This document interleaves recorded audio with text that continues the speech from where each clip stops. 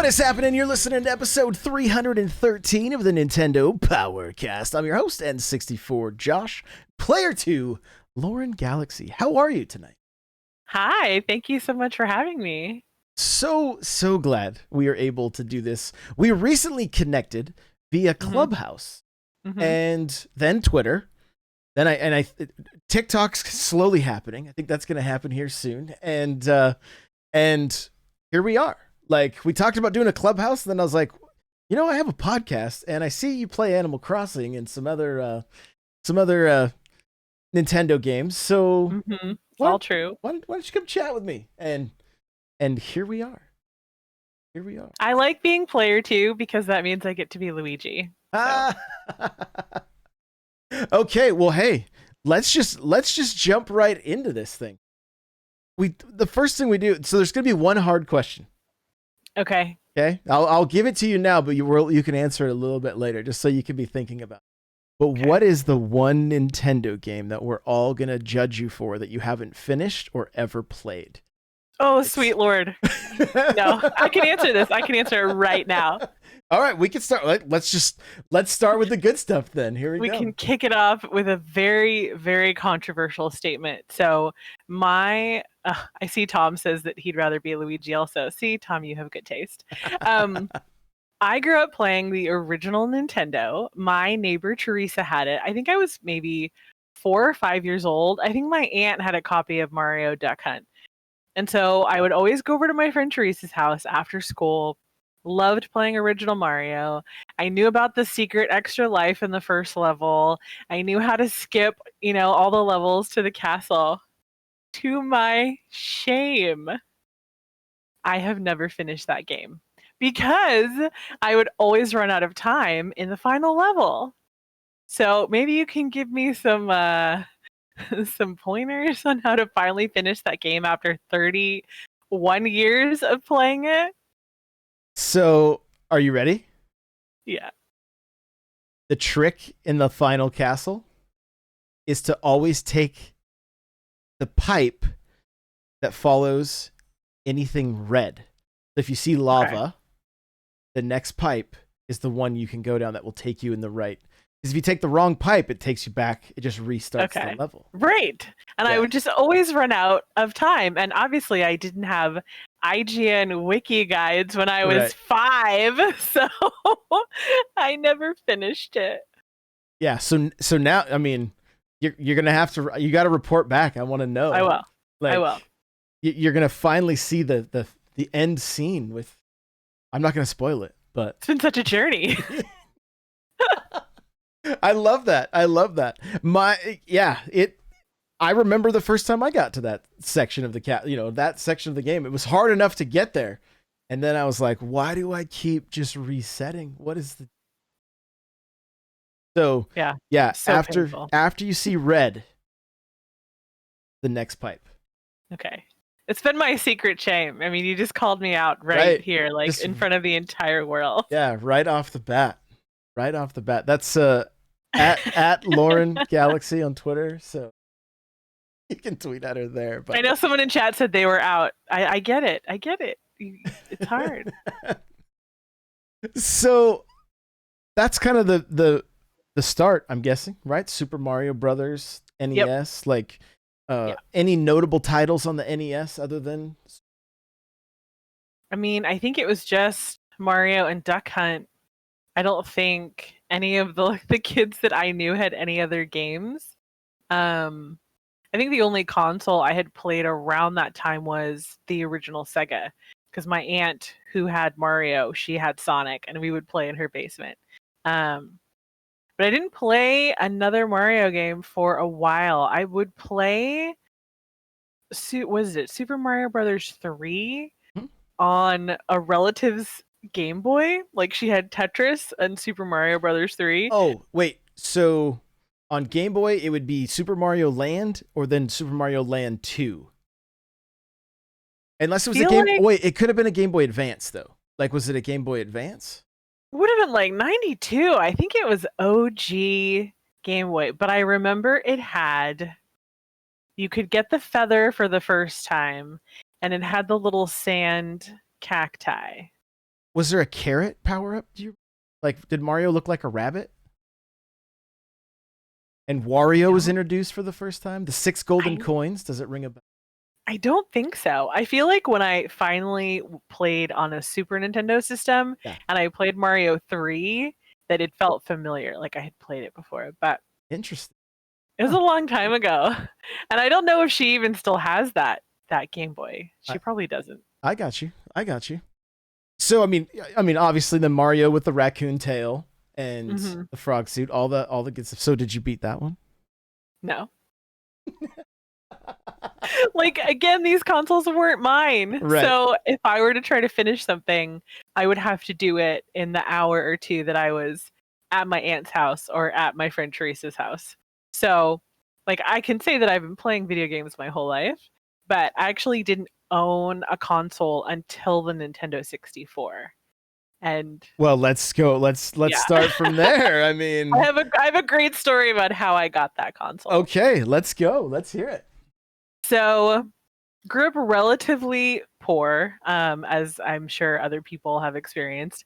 Had no money for consoles. That was just not a thing my family could afford. Moved around a lot. But when my family and I moved to California from the Midwest, my mom started dating this guy who is now my stepdad, Brian, amazing guy. And I think how old was I? I was 11 when they met. And so I think I had either just turned 12 when we were about to celebrate Christmas, and he was a gamer. And so like he still has all his original Nintendo games and Zelda and Madden and Tecmo, just all those great classic games. So he was a gamer. And that's when they announced the Nintendo 64. So for Christmas, they had he had triple wrapped a Nintendo 64 with Mario. I think it came with Mario. And he had hid it behind the couch. And so we had finished unwrapping all of our presents. I did not think I was going to get a console. And so it was a very Christmas story moment of, but wait, there's one more present. I love it. Lauren, look behind the couch. And I remember getting through the first layer of wrapping paper because he triple wrapped it and being like, you sly devil, you're trying to like extra wrap it. So I get through the second layer, I get through the third layer, and it's the Nintendo 64, and I burst into tears. Oh, And I immediately said, "You have to take this back. Like, we can't afford this. I can't accept it." The food stamp child in me was like, "No, I can't. I can't take this. Like, we need to eat this month or whatever." But he was just such a generous person, and to this day he and I still play video games together. um, and so of course I was obsessed with that game. Of course it was the first Mario game I was able to play all the way through and beat because it was mine. We still have that Nintendo 64 console. Yeah, so it was the first console I owned. It was a Christmas present, and it has definitely solidified my forever love of Nintendo. so a few things. First, I didn't beat Mario 64 until about 2 years ago. Okay, I don't feel so bad about the original Mario. The 64 was the first console I bought myself. I was like probably a junior in high school, and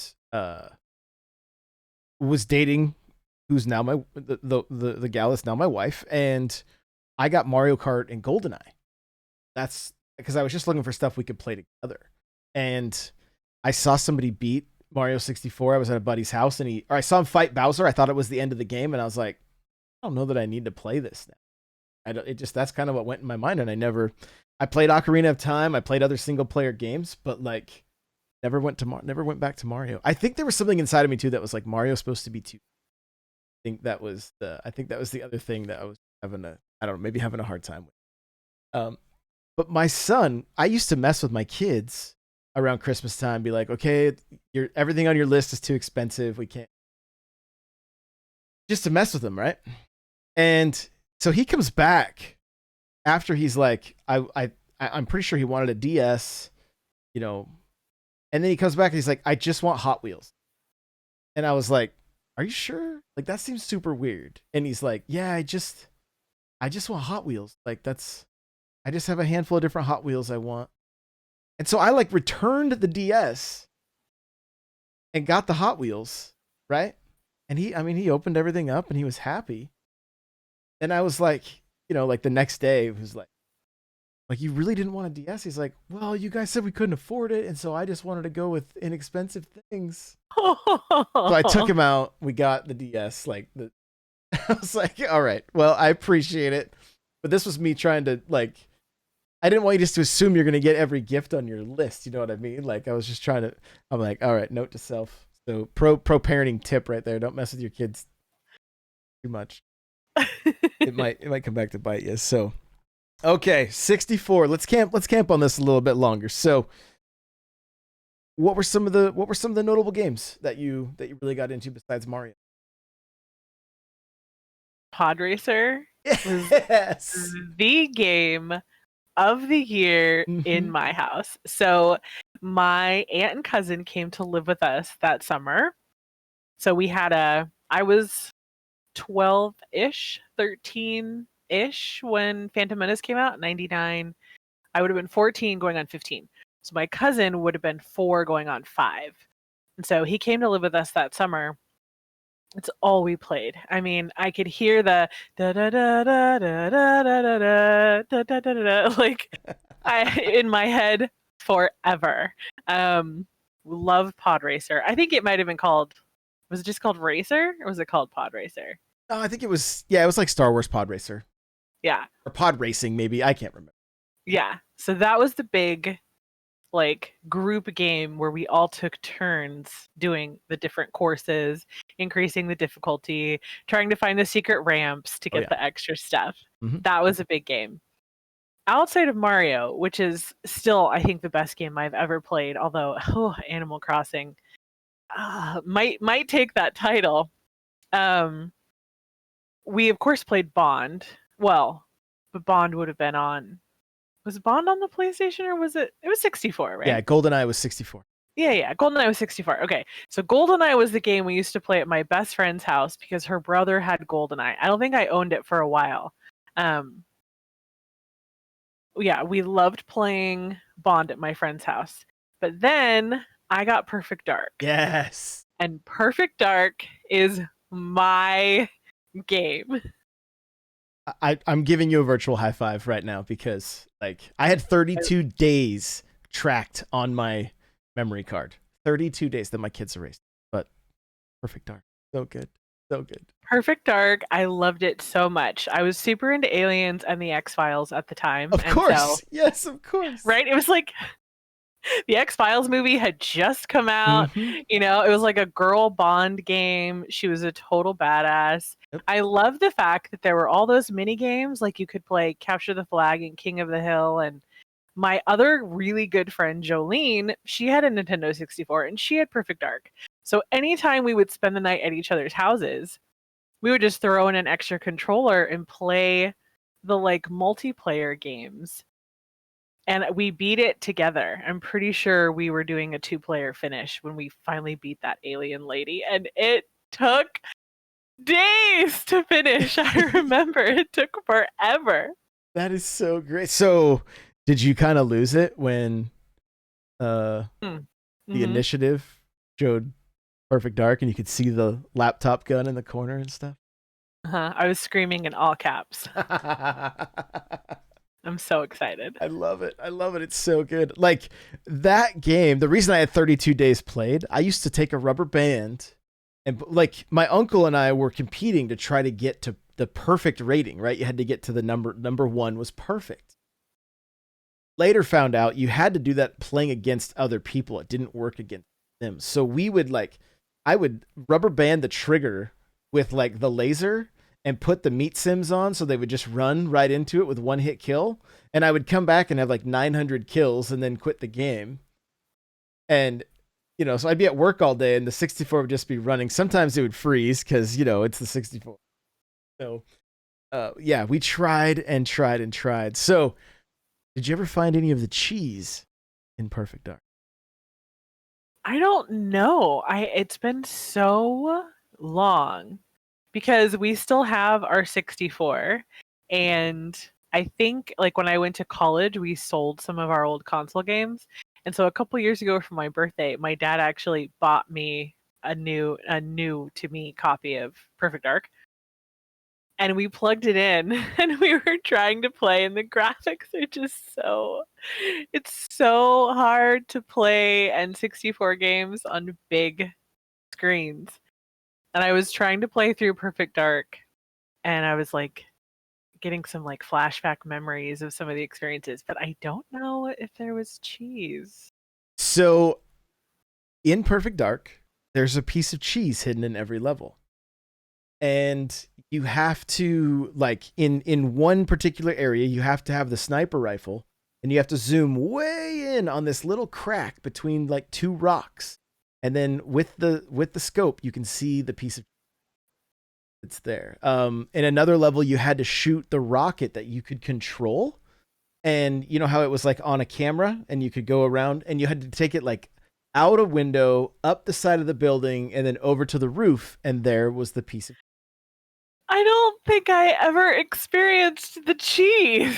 it was just basically like Easter eggs, right? Like Yeah. they did nothing. There was nothing. It was just, How funny.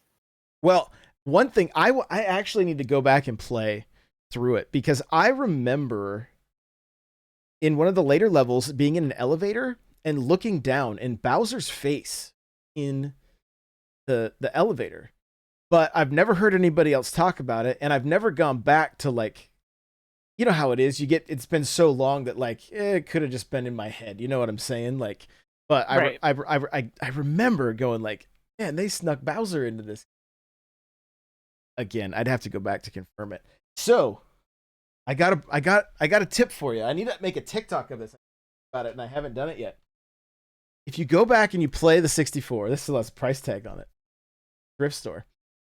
If you go back and play Perfect Dark, it can be really difficult if you play it like the way we used to, right? Where you would run with the C, and because it's backwards for it.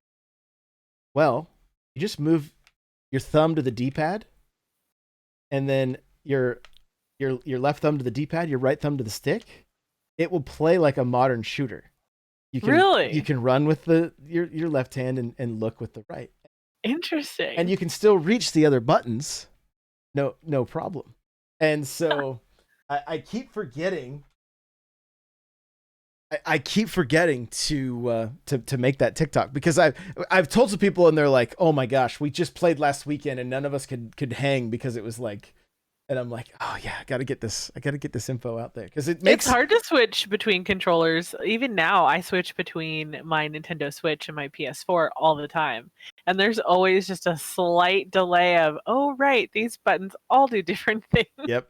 Yeah, the A button and the B button being swapped on the Xbox for me is like, the thing with the Xbox is I typically play with paddles, so like that helps because I'm not using the face buttons all that much. But when I have to use them, it's just like, oh, why? And what kills me with Nintendo is like Super Mario Kart.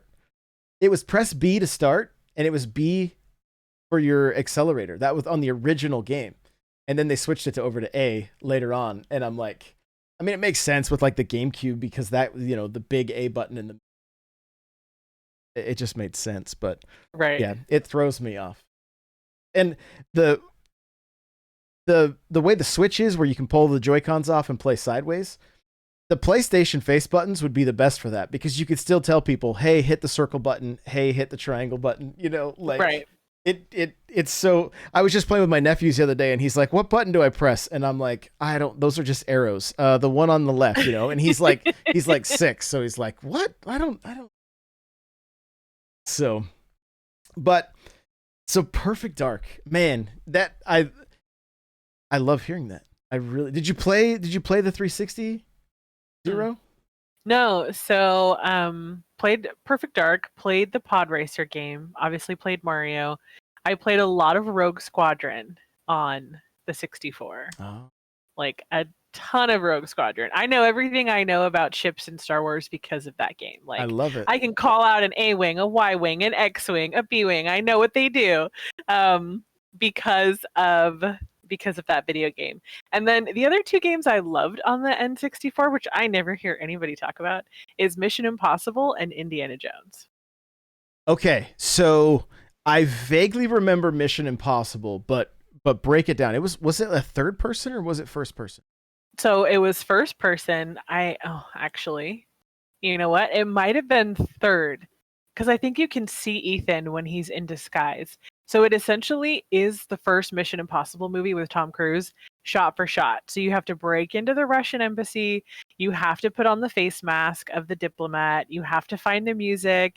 You have to add the smoke detectors that go off so that you can evacuate the embassy. It's so great, and my parents and I would take turns and play through it, and to this day, we quote that game.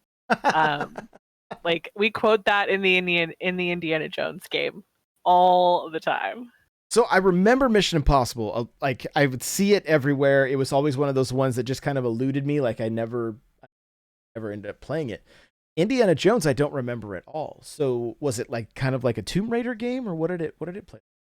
Yeah, Indiana Jones was fantastic. So you had a lighter, which came in handy if you had to burn spider webs because they would block your path. Um, I think the mystery was set in South America, so it was like a Montezuma kind of Quetzalcoatl, like Aztec sort of volcano mystery. I think you had a machete to cut like your path. You had a lighter to burn through spider webs. If you needed to heal, you could collect herbs, and so the character would go, medicinal herbs. And we still say that in my house. That is I the don't remember best. if there were any like extra characters or movie type characters. And at this point, I don't even know who voiced Indiana Jones. I'm sure it's someone recognizable from the gaming industry. But like when they announced that they were going to do a new Indiana Jones game, I was again screaming in all caps because the original one was so good. Yeah, that's awesome. That's great. I don't know that I've ever talked to anybody that played like the Indiana Jones game or anything like that. So that's interesting. Maybe I'll put it on my list of games to hunt down to get in my collection because yeah, I know nothing about it. And plus I just want to hear him say medicinal herbs now. Medicinal herbs. So any other 64 games before we move on to like the GameCube or whatever? Like I know wrestling games were very popular. Turok was another good shooter. The Wave Race and F-Zero and Mario Kart. I didn't ever do Mario Kart or Mario Party or any of those. I was very late to those. Um, yeah, I think it was just any Star Wars game that came out, we bought at that point. Shadow of the Um, Empire. Did you play through that one? I don't know if I played through that one. I think just Rogue Squadron and the Pod Racer one. And I know on the Super Nintendo we played all the movie games. Yeah. The oh Super god, Star Wars, Super Empire, and Super. yes. And I don't know if we ever beat Empire Strikes Back, but I remember beating Return of the Jedi and just being so elated over defeating the Emperor. Yes. I just was so happy. We I Oh, Killer Instinct. Someone in chat said Yep. Killer Instinct. Yeah, we played a lot of Killer Instinct. Killer Instinct Gold on the 64 or the original on the SNES. Now that is a good question. We would have had both in the house at the same time. I just remember that boys would always come over in the summer and want to play Killer Instinct, and I would like nail them with a 30 combo, and then they'd set the controller down and be like, I gotta go. That is my favorite thing ever. So, do you remember who you played as in Killer Instinct? Oh my gosh, it's been so long. I'm gonna have to look up.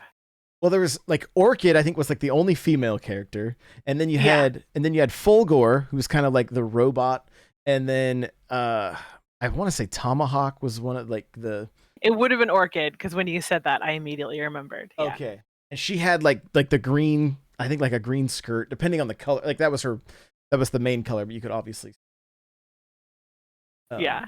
I loved Killer Instinct. And I feel like I would quote Killer Instinct more than Mortal Kombat, like, just around the house. Triple combo. yes. Like when the Mortal Kombat trailer came out the other day, my mom was like, "Is that the triple combo one?" And my dad was like, "No, that's Killer Instinct." And we were like, "Oh yeah, they're different games." My house is a gaming house, so It's just normal conversation for my family.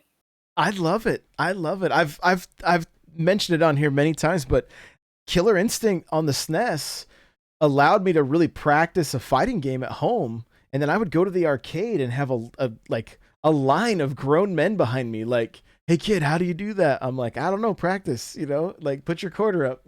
You know what I mean? I love that. Combo breaker. Yeah, Yes. people in chat, they know. Yeah. They know.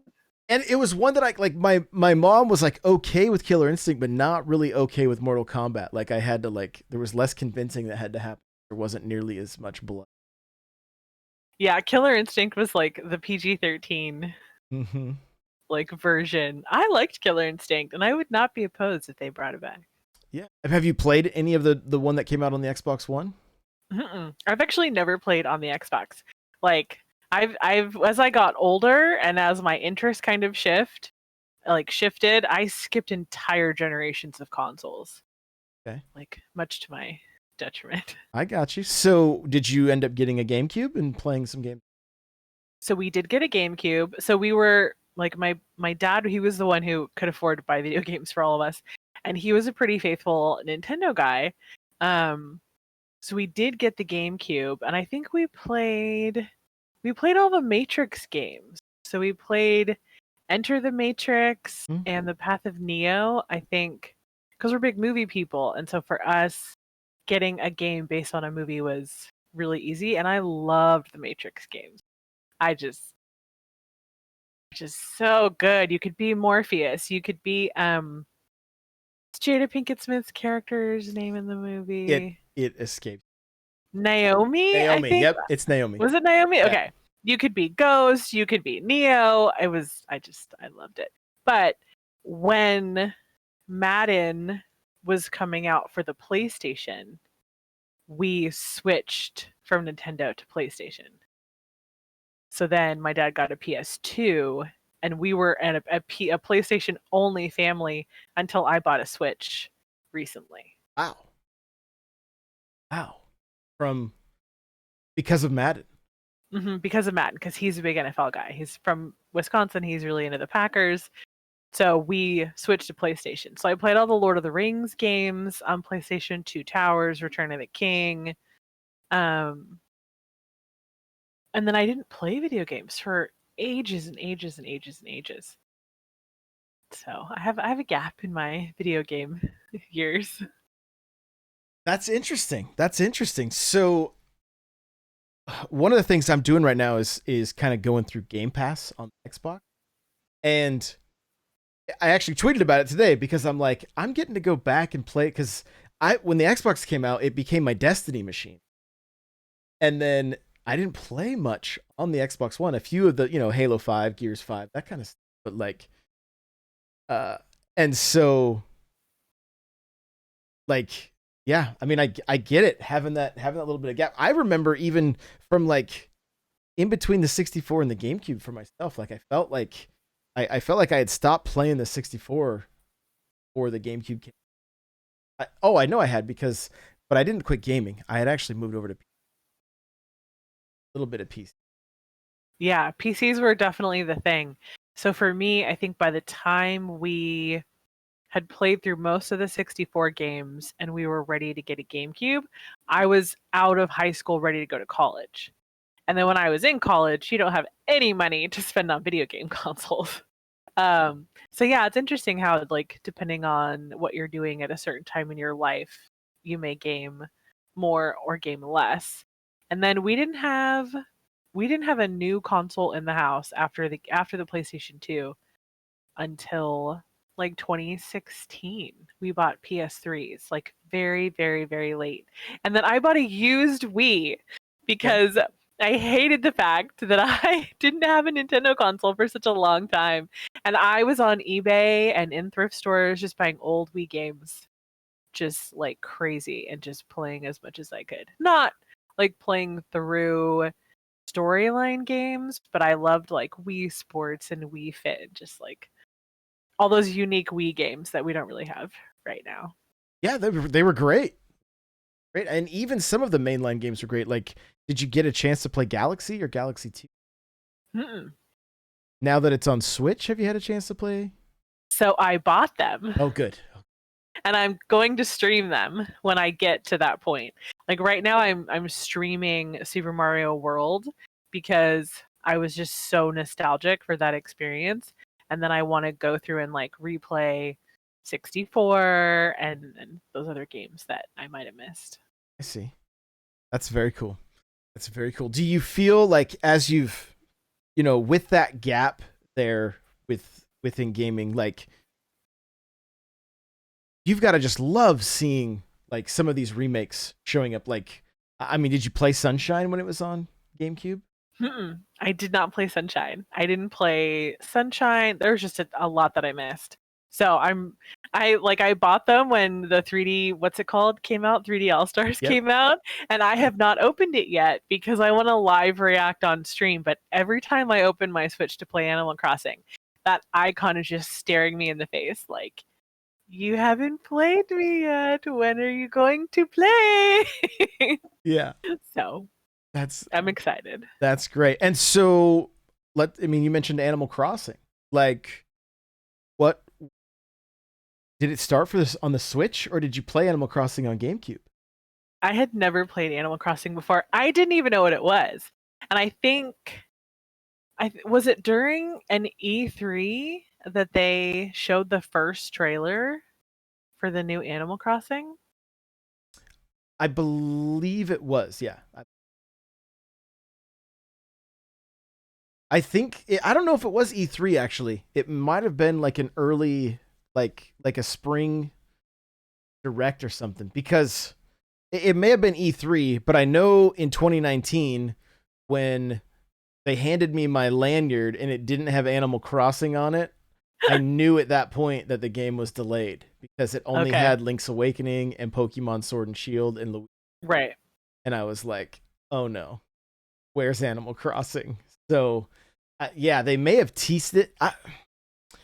I don't remember if it was an E. But the first trailer. When the trailer came out, Twitter was just exploding. And I wasn't even in what you would consider games Twitter at the time. Like, my background is in entertainment. But I had a lot of friends who were really excited for this trailer. And I remember watching it and going, okay, kind of cute. Like, what's the big deal? Why is everyone freaking out about this?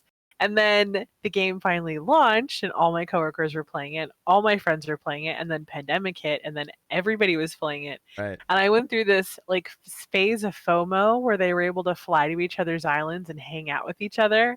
And I was like, I miss people. I want to hang out with people. And I didn't have a Switch at the time. Like, I had a Switch previously and I sold it because I got laid off from my job. And so when Animal Crossing came out this time, I didn't have a Switch. And so I actually had to wait a while to have a Switch in my life because they were sold out everywhere. So that was a rough time. It was. Like, scalpers were going crazy. Couldn't find them. It's even happening right now. It's hard to find a Switch. And that's because of Monster Hunter. I had to set like a Target in stock alert on my phone just to get a light. And so I got a light last end of April and started playing Animal Crossing and was like, I see the light. Like, I get it. I get why this is so great. And I'm a really creative person and I'm a really social person. So I took to the game right away. Just being able to have people like fly over to my island and being able to like hang out with people in pandemic. I'm pretty sure Animal Crossing saved a lot of people's lives, mine included, just because of the social elements of that game. Absolutely. Yeah. So did you end up with an Animal Crossing Switch? No. So I had the light and then I finally got like a regular like big girl Switch in like towards the end of July with the intention of streaming Animal Crossing because you can't stream from a light. So I just have a regular one, or light and a regular, but not the Animal Crossing one. So did you transfer your island or did you start new and then you're visiting yourself? Yes. So the journey has been thus. I started a second island. Okay. With the intention of like farming cherry blossoms and like things that I had missed because I started late. But of course, if anyone remembers, cherry blossom season overlaps with Bunny Day. And so I time traveled back to cherry blossom season, and every balloon was eggs. So I couldn't get the cherry blossom DIYs anyway. And so what I ended up doing was like my main island is called Narnia, and it's on my Switch Lite, and it's like 1,000-hour island. It's 5 stars. I have a Disney themed house, Love like it. a TV themed house. I have a pirate themed house. I like made Disneyland on my island almost. The new island was just to like play with, and so I was just swapping out villagers and villager hunting a lot, and just kind of like having a second island is great because you don't have to worry about messing anything up. And then when I was ready to start streaming it in January, I reset it and started completely over Oh, on wow. the second island. So I do this thing called Animal Crossing Cribs where I just tour people's islands for. So we're gonna have to set that up because I want to see. Please crib Narnia. Yeah. Narnia is crib worthy. It's so good. I recently like tore down part of it, so I do kind of have to work on that a little bit. But yeah, I love Narnia, and I actually got a third Switch, so that I can port it over. But I don't want to lose anything, and so I'm like scared to move the island. But I know people have done it, so we'll see. Yeah, I think that transfer tool that you get from the shop, I think, pretty secure. Okay. I understand. I mean, and honestly, probably just watch a couple videos on. Yeah. Because I put so much time into it, I don't want to lose it. But on the other hand, I want to stream it.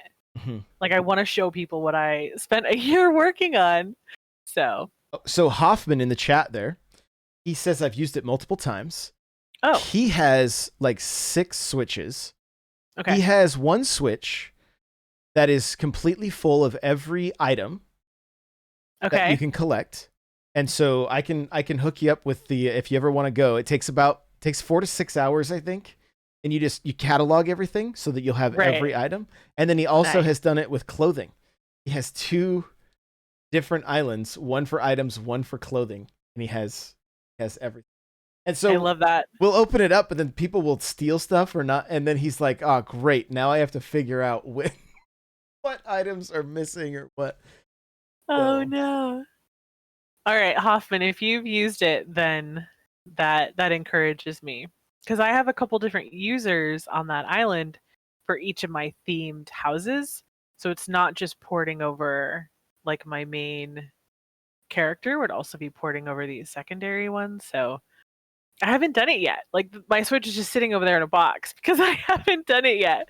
But I need to. And I'll look online and I'll take the leap. If anybody's done it, it's definitely him because he's crazy when it comes. I would be like, hey Hoffman, I need, whatever items that are not easy to come by, and he's like, hang on, I'll have them to you in a few minutes, and like all of a sudden I have everything I need, So yeah, so he's the Animal Crossing hookup for sure.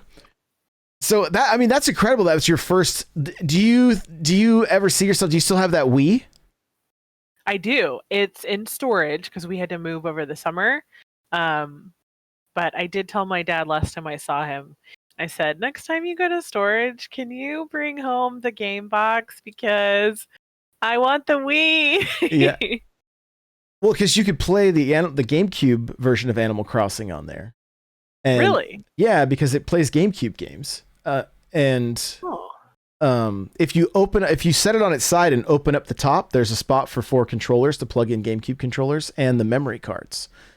And then it takes those little discs, and you can easily play the Wii on a newer TV because you can get like an HDMI adapter that works, and they're very cheap. They're very inexpensive. So, okay. But then if you have a DS, like New Leaf is super great. But I mean, they're different, and they're not as, I mean, there's so many quality of life things in New Horizons that going back is like a little bit rough.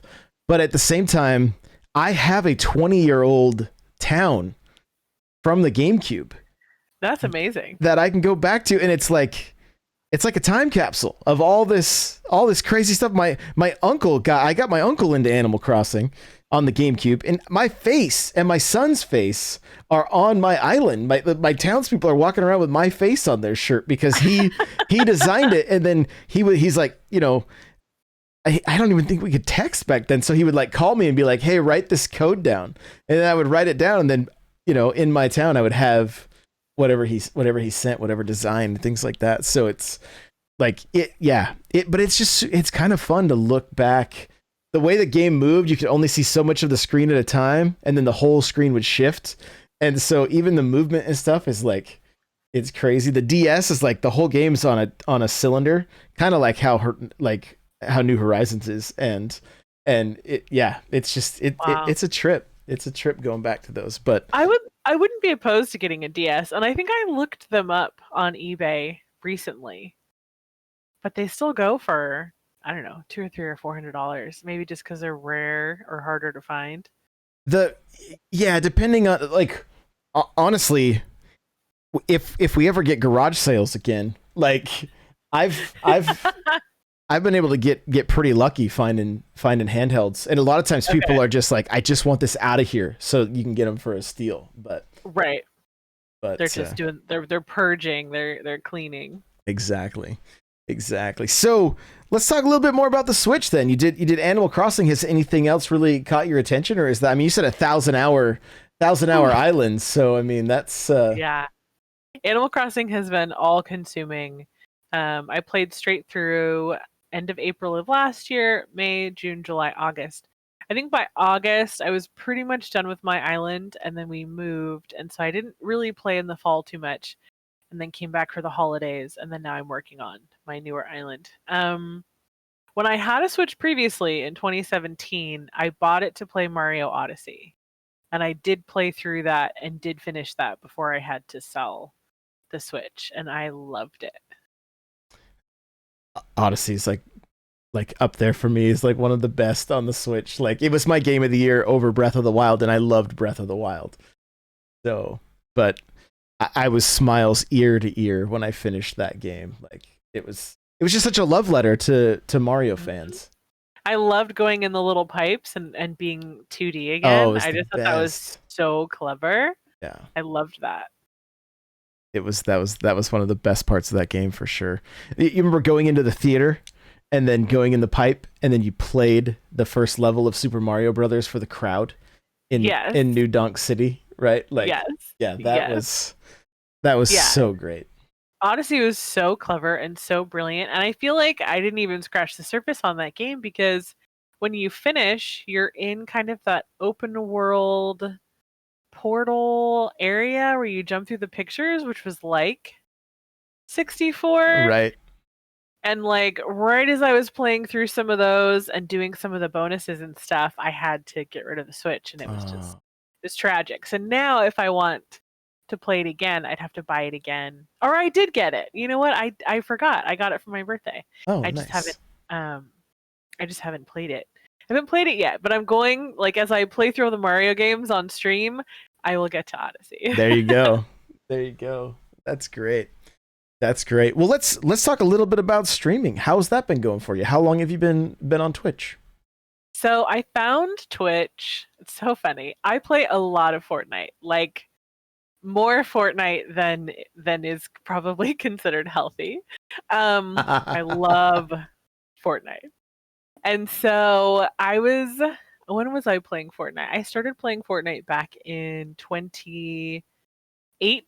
I played it when they made it free on the Switch, which I think was at E3 2018. And so I was living in LA at the time, so I was playing a lot of Fortnite on my Switch. My parents were playing Fortnite on their PlayStation, and then they unlocked crossplay. So I could like still game with my parents even though I was living in a separate city. And at the time, I was kind of getting into like YouTube gaming and like streamers and stuff. And I don't know if you know who Muselk is. Not off the top of my head. He's an Australian YouTuber who plays a lot of Fortnite. And Fortnite had just put golf carts in the game. that you could bounce on the roof of Oh yeah. to give you a little bit of bounce. And he killed this guy who was right on the edge of this cliff in the desert. And he ran over to loot the body, and he realized that there was a player that was stuck like at the bottom of the map, like off this cliff, but was still alive. And I remember this. You remember this clip? Yes. So Muselk, his name is Elliot, like in real life, he realizes what's happening. He realizes that the player he killed was trying to rescue this player who was stuck at the bottom. And so he decides, oh, I'm going to rescue this guy, right? So he edits his builds to be stairs, and he's like ramping down, ramping down, ramping down, ramping down. And he realizes that the player is stuck below the build limit. So even if you have materials to build, it's a part of the map you can't build. So this player is stuck down there. Mm-hmm. And so he has the genius idea of driving the golf cart down the builds to rescue this player, because if the player jumped on the top, he can bounce on the top. And so it's like this epic rescue, right? And he has this great Aussie accent, and he's like, I'm gonna save him. And he ends up hitting the player and yeeting the player off the map to his death. I mean, it's just the greatest moment in Fortnite history. I love it. So I saw that clip on Twitter and decided to like look up, well, who is Muselk, and does he stream on Twitch or is he on YouTube? And I think I downloaded the Twitch app, just assuming that he was on Twitch. Turns out he's a YouTuber. Anyway, so I found Twitch, got an account, and was like, oh, there's this whole other world of people who play video games and like get paid to do it. Like, this is the coolest thing ever. This is like a total, you know, all those people who were told as kids, you'll never make any money playing video games, you know. Yeah. Guess what? Have you heard of Ninja? Yeah. Have you heard of, you know, XQC and all these other guys? So I immediately fell in love with the platform and what you can do on the platform. And then when I realized you could just very easily push to stream on the PlayStation, I was starting to stream Fortnite, just no cam. I don't even think I had a mic at the time. Like, I didn't know what like team gaming was. I didn't know what it was like to be on a mic. Whenever you jump into Fortnite, people are like, is anybody on a mic? Yeah. I had no idea what that was. Like, I had missed competitive like co-op games that like I just had no experience with that. So Fortnite kind of brought me into the world of like Twitch and YouTube and like how to play with other people. And then I decided like, okay, if I'm going to stream something consistently, I don't want it to be Fortnite, because I don't know, like Animal Crossing is just more fun. It's more creative. It's more light. Fortnite can get like really intense and sweaty. So I decided to stream Animal Crossing, and so far I really like it. And then Mario games, which has also been a lot of fun. Yeah. Yeah, that's awesome. That's awesome. What is your Twitch for anybody that may want to follow along? So it's Lauren_Galaxy. That is kind of my handle.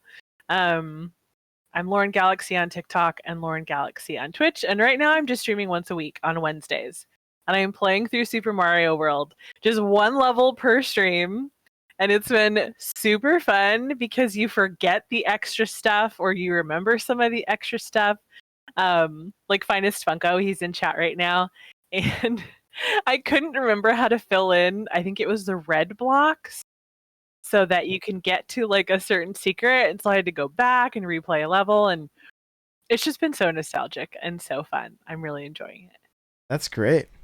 That's great. Well, hey, thank you so much for taking the time to chat with me tonight. This was a lot of fun. A lot of fun.